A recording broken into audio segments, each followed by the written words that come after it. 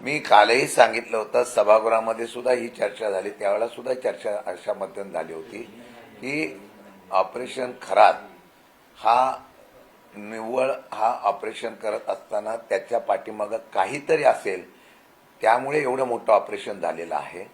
त्यात रोहित पवारांनी सांगितल्याप्रमाणे शंकेचं कारण उभं केलेलं गेलेलं आहे. अनेक लोकांच्या असलेल्या फोटोवर फुल्या मारल्या गेल्यात, अशा प्रकारची चर्चा ही साधारणतः होती.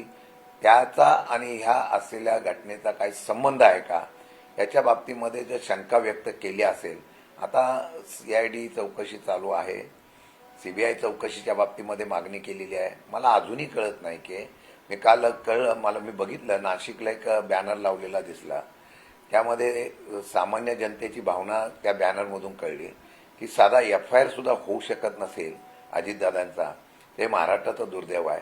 त्यामुळे शंकेला अनेक कारणं आहेत. त्या बाबतीमध्ये मुख्यमंत्र्यांनी सांगितलेलं आहे की मी कारवाई करतोय, परंतु काय कारवाई केली, ब्लॅक बॉक्सचं काय झालं, ब्लॅक बॉक्सला लगेच आपण 21 दिवसाच्या आतमध्ये लगेच त्याचा रिपोर्ट यायला पाहिजे. अजून त्याच्या बाबतीत मला रिपोर्ट आला नाही. CID चौकशीची काय झालं त्याच्या बाबतीमध्ये खुलासा झाला नाही. आणि म्हणून ह्या शंकेच्या मध्ये रोहित पवारांनी केलेल्या शंकेला कुठेतरी त्या ठिकाणी साम्य जुळतं का, याचा निश्चितपणाने शोध आता खात्याने करणं गरजेचं आहे.